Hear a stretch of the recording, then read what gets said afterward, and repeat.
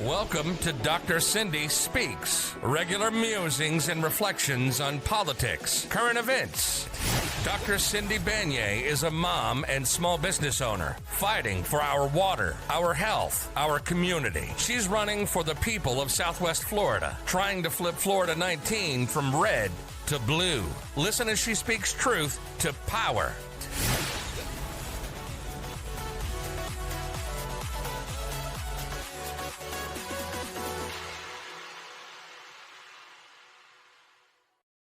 All right. Hello, everybody, and welcome to Dr. Cindy Speaks.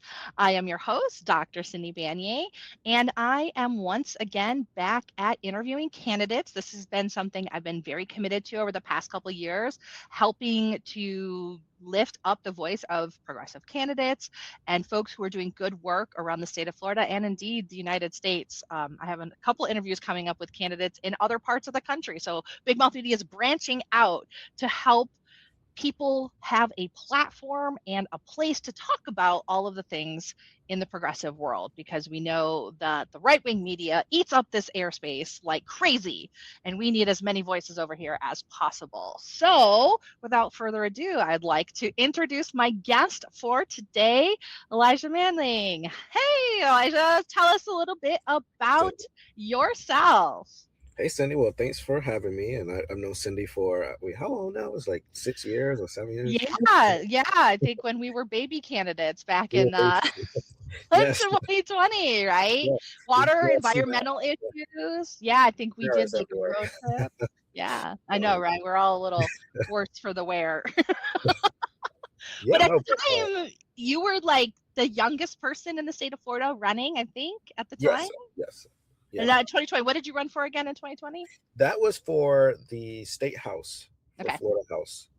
And that's what I thought. Yeah, and now since then you've been building your chops, keeping the progressive issues in the forefront. I know, like I was just saying, we did some road trips on environmental issues. I think we went up to Sarasota to fight the phosphogypsum stacks up there and the big corporate polluters here in the state of Florida. So yeah, it's good to have some friendly faces around Florida, because there's an awful lot of snakes in this swamp. All right, so this time. Right, pythons. Tell us what you're running for this cycle. Yeah, so this year I am running for the United States Congress in what is currently Florida's 20th congressional district, which covers parts of Broward and Palm Beach County. So if you live in Fort Lauderdale, Lauderhill, Plantation, up to Belglade, Pahokee, West Palm Beach, Riviera, you are in the district, and I want to hear from you. And just a little bit about me and why I decided to get into this fight. I'm from Fort Lauderdale, a product of the 33311 of Broward County, born and raised here, went to school here, the Fort Lauderdale High School. I'm a Flying L. And then I went to Broward College and then the University of Maryland Global Campus to study history.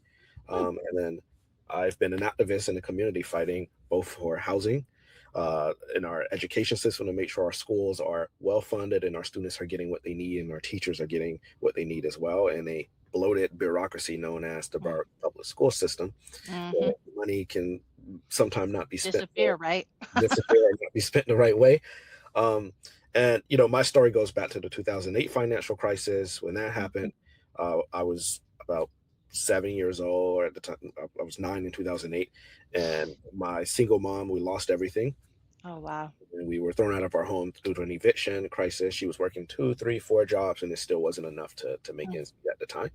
And so for many years, I experienced homelessness and as a child, and that kind of really influenced the way I see the world and my worldview now and my politics today. And that is why housing is such a big issue to me, and poverty and fighting right now against corporate greed and making sure we have a country that works for everybody. And so I'm running in a race right now where we have a Democratic incumbent who's facing some legal issues right now, and with an indictment for taking $5 million in FEMA money.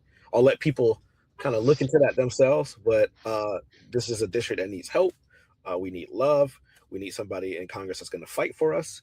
And I think I'm the right person because of both my lived experience. People talk about experience all the time in politics. Cindy, they're like, what are your experience? My lived experience and living through some really hard and tough stuff that I think will connect with the people in District 20, and they need somebody that right now really that can fight for them. Yeah. Oh, that I didn't realize that that district went all the way up to the Lake Okeechobee area Yeah. as well. So Yep. I mean that's quite a difference It's huge. from the east coast of Florida all the way to the central agrarian communities. Very different experience there. So you got a big diversity in that district. And like you said, the incumbent who is uh, Sheila McCormick That's right. Tripolis, right? And she has had some legal trouble. There, she's facing, I believe, censure even in Congress. And I believe it was related to the PPP funds from COVID, to which she purportedly, got extra dollars from for her corporation. And that's a problem. I mean, and I want to kind of talk a little bit about the Florida political situation here because we do have corporate Democrats, and I believe that she also takes APAC dollars, if I'm not mistaken. And these are big, powerful special interest lobbies that have a tendency to not care about the integrity of the people that they choose to represent them because all they really want them to do is do their bidding once they get to Congress. And even though she is wearing the moniker of a Democrat, that doesn't necessarily mean she is a fighter for the people. And disappointing as that may be, because I remember when she was elected and people were very excited, she had this resume that looked like she was really going to help people. And then it seems to have not turned out that way. So I do believe it's time for this district to have somebody who's truly representing them with, like you said, the lived history, lived experience, and a long time activist experience as well. So, in that vein, tell us a little bit about what you want to do for the people in your district. What are some of your top priorities? What are you hearing from people on the ground? And what's going to make a difference? Right. So, I came in the race with, of course, a lot of my own ideas, things I want to do, issues I think are important. And over time, when you get to meet the voters, some of that obviously is validated, but then you learn about other issues people are having that, oh wow, I didn't think Mhm. about it that way. And Right. so, Yeah.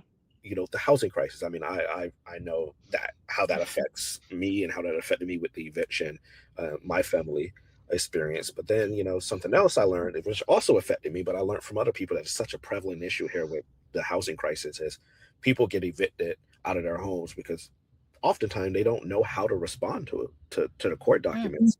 So you get these summons in the mail or they post it and you get 5 days to respond in Florida. And if you don't respond, Oh, wow. they get a default judgment. These lawyers, the lawyers for these apartment buildings and sometimes for these landlords, they move quickly. They got these well-paid, Ryan McCabe, everybody probably know that name out of West Palm Beach. That lawyer sends you the papers and they file it for a default judgment if you don't respond within 5 days, and a Oh, judge wow. automatically grants it to them. Now, a lot of people don't know that in order to, and this might be nerdy, wonky, but this is something that really does affect people. Yeah. When you're responding to the eviction case, you don't file with the clerk of courts. A lot of people Mm. think you upload the documents, you file it with the clerk of courts, the judge will never see it. You have to email the judge directly. Now, nobody, unless you're a lawyer, is going to know that. Like, I figured that out on my own, but nobody, unless you're a lawyer, is going to know that. And so, legal aid, they don't have enough people to really help, and they try everything they could, but they don't have enough people, and Hmm. you don't have anybody to help you through the legal process. So I said, when I get to Congress, what I want to do is support legislation and get a legislation passed that guarantees you the right to legal counsel in eviction Mm. cases and civil cases in general, because Yeah. you have a right to an attorney, and not just for criminal defense. That's your livelihood right there. You're getting kicked out of Yeah. your home, and that's something right there. A lot of evictions happening, and they're really preventative. We can take proactive steps to prevent it, and instead of reaction in our community where people are just getting thrown out. And then now we have a bigger problem. We have to find them housing, help the kids. It costs the society a lot more when people are homeless. When we can keep people in their homes and people can respond to these eviction cases if they have somebody that can help them navigate the legal system. So that's something, we don't really hear from candidates, so we don't hear people talking about it at that level, but Right. that's something solid that I think I want to tackle in Congress. And I think that's something that should get bipartisan support. So that's Yeah. one thing on the housing crisis, but also we just need to build more housing. And Hmm. I know that sounds simple, but we have to build more housing. We need to build bigger housing. And I'm not saying give developers a free reign and just tear up and build, but we do need to make sure that we have affordable housing for people in our community, more supply of housing, and more restrictions on how these landlords can increase the rent and by what amount. And so Yeah. those are the things, some of the top, that issue, I think housing, because this is a district where people are spending 40, 50, some people 60% of their Wow. incomes on rent. And you have in my district, and I'm sure this is the case elsewhere, you have 5, 6, 7 people living in a 2-bedroom house, bunk Mm. beds in the room. In one of the neighborhoods, I have a friend who he says he pays 500, I think, a month for a bed, like the bottom bunk. And I Whoa. said, well, how many people are living in that house? It's like 2 or 3 rooms.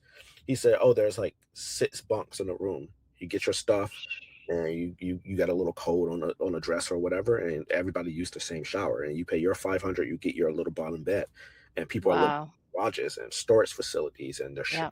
closets. This is what's happening in the country, and people is not getting any attention. And so that's Yeah. something we should focus on.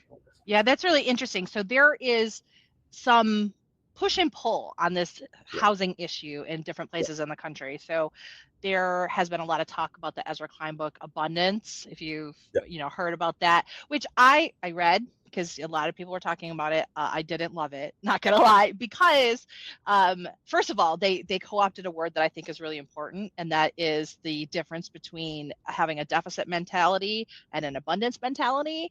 And I was hoping it was going to be more about how Democrats should stop having a deficit mentality and start thinking with abundance and creating abundance, because that is how we actually get out of this like poverty cycle that folks are in. But it wasn't about that. It was about how we need to stop people from having a voice in development and streamline regulations. So I was a little bit like, that took a turn for me that I didn't really love. But I do think that there is a lot that we can do within government to make it work better. That's right, actually like my whole history yeah, in evaluation and policy development has been about that. Like, how can we take these ideas and these outcomes and have it be based on outcomes? Like, what do we want to achieve? We want to achieve, housing parity, right? yeah, Same amount of people, same amount of houses, and we want those people housed, right? So we look at how we're doing that, and then we make changes along the way.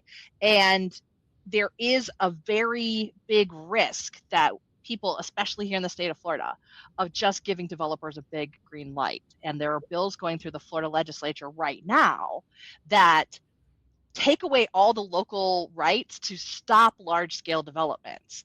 There's like the Blue Ribbon Projects bill, if anybody's heard about that, and it's really frightening, because it's like if you want to build a monster development, it completely takes out the ability of a local town to have any environmental pushback, any local permitting, any of that kind of stuff. But we do need more housing, right? And we also need, like you said, that rental cap and stuff, that's right. because in my area in Southwest Florida, there's a lot of bait and switch when it comes to Yeah, affordable housing. So they'll get subsidies from the county or different groups, yeah, federal, state yeah, dollars to build affordable housing. It stays affordable housing for whatever the requisite, like 4 or 5 years or something. And then they jack up the price, and sometimes they sell it to hedge funds and things like that. We uncovered one case here that was subsidized affordable housing.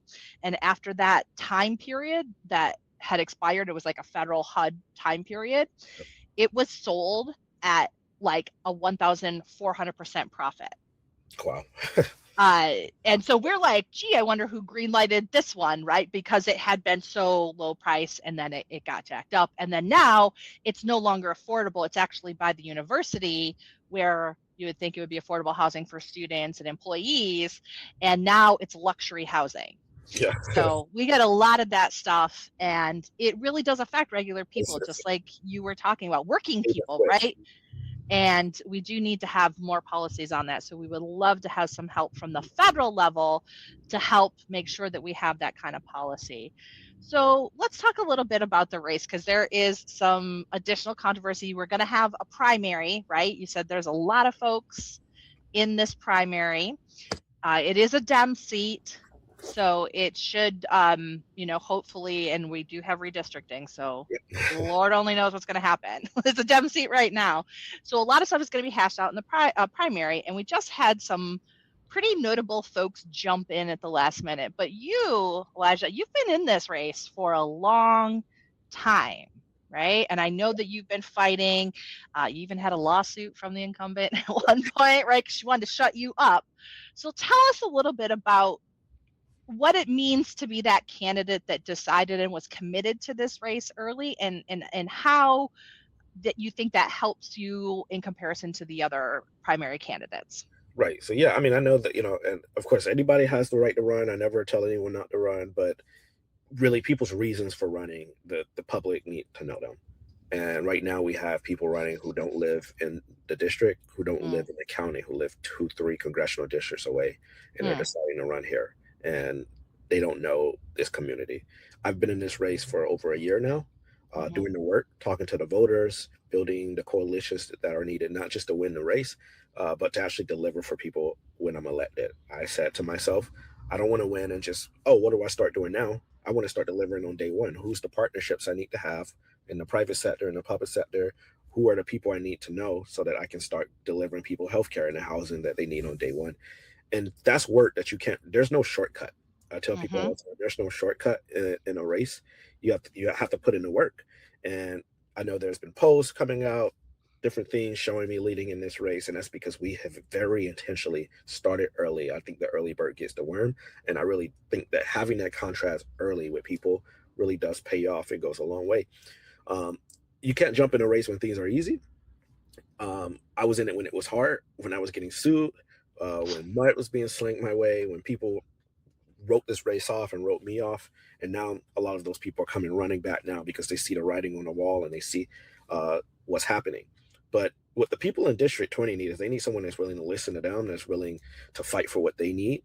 And this district has been through so much. It's been through a lot. There's a lot of vultures. There's a lot of grifters out there that don't want to come mm, into this district and just hold a seat, hold a title. And I tell people, like, this work is not about titles. It's not about, oh mm, wow, I get to be the congressperson or I get to be, the representatives for this district. It's about work. This is going to be a yeah, lot of work. Like I'm under no illusions that getting to Congress is going to be some fun, great, easy thing. I think it's going to be work because my people need me to work just as hard as they are working yeah. every day for their 2 to 3 jobs, to get healthcare, to get housing, for people who premiums are just jacked up Oh 900, yeah. like Mhm. $800 a month more. That's the type of stuff people want to hear about. And so I think people are going to look at this race and they're going to quickly see like who's in it for themselves and who's in it for the people. And in this district, people know. They're going to look, they're going to be able to tell, and they're going to know right away. Good, great. I love to hear that, candidate for the people. That's like me. All the races, all the folks I support are like that as well. Got to be working for the folks in your district and not those big interests. But I do want to say, and I don't know if I told you this, but I heard a lot of people talking about you, Yeah. Elijah. I did. Even like as early as last summer, I know that there were people across the country that were looking to line up behind you. They loved that you were a younger person, right? We've got a lot of octogenarians and stuff in Congress, and so they loved that there was a younger person that was running. They loved your history of activism. And so you've had some support coming in your way. So tell us a little bit about that. Yeah. So I think I've seen some national support and even support locally from people, even all across the country, of donors. I think I've received 100% of my contributions from people, humans, actual humans who who breathe oxygen, no corporations. The average donation has been about $19, I believe, from over 20,000 people from every state in the Oh, country, every wow. territory. They have given money because regular people understand that I'm fighting for regular people and that we need regular people in Congress, because at the end of the day, when you have somebody in the committee making these decisions, doing these markups, fighting on the House floor, would you rather have somebody who's been homeless, who understand what those cuts mean for the community, or somebody who's just there and they maybe had a silver spoon in their mouth the entire time? And I think Mhm. that's what we're seeing. And the grassroots has to be the way for the Democratic Party. It cannot be just corporations and special interests. It has to be people. And so I've been lucky to have some of that support across the country. I encourage people to keep it up because again, this is it's a horse race, and people look at that and they look at who's Yeah. who has the good quarters, the bad quarters, and can they keep up? And I hate it. Like politics is like this Yeah. game. It's like a baseball game to people, and I'm like, this it's not how it should be. Yeah, I know. It's changing ideas. connecting with people and going from there. And I'm very lucky that I have people all across the country, across the state, in this district who are supporting me because they see something in me that I hope that I can deliver for people. That's amazing. And did you say 20,000 donors? Yep. Okay, let me just pause and let everybody know, just that's a lot of people, guys. Like, as somebody who's, run congressional campaigns and does fundraising, that is a ton of people to be willing to part with their hard-earned money to give to a candidate. So that's just amazing, and that really is a testament to the grassroots type of support that you do have. And I wanted to point that out because I don't think, these are like inside baseball kind of things. Not everybody knows that, but I want to emphasize just how amazing that really is, to show the broad type of support that Elijah has. So before we go, wrap this up, why don't you tell us a little bit about, where can we find you? How can people get involved? And any other last things you want to leave us with?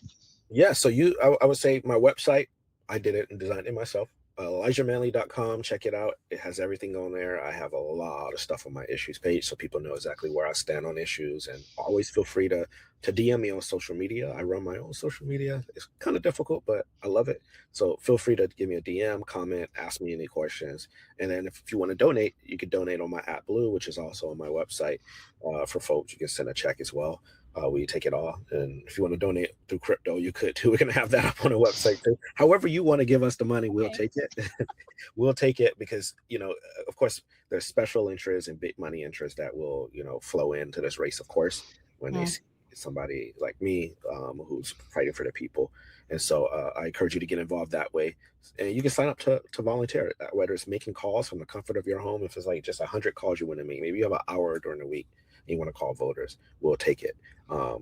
If you want to knock on doors, if you're down here, or attend an event, or we have a town hall coming up, we would love to have any of you there. And so, yes, check out my website. I think that's the best way to do things.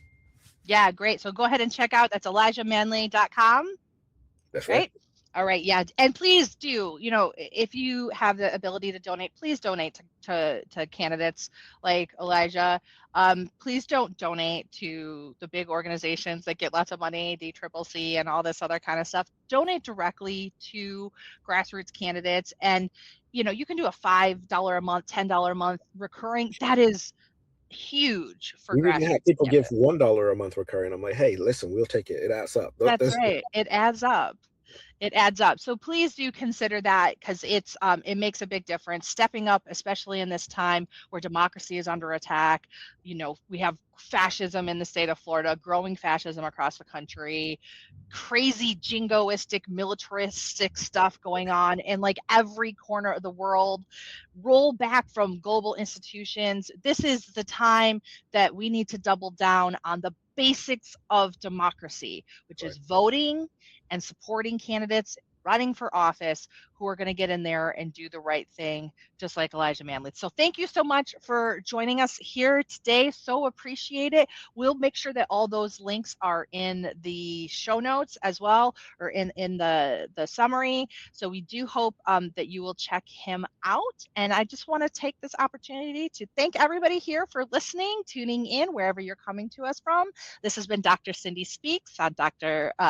Cindy Banyai on Dr. Cindy Speaks on the Big Mouth Media network. I would love to have you subscribe to help us get more listeners so we can put more progressive candidates, more progressive issues out there. Again, democracy is under attack.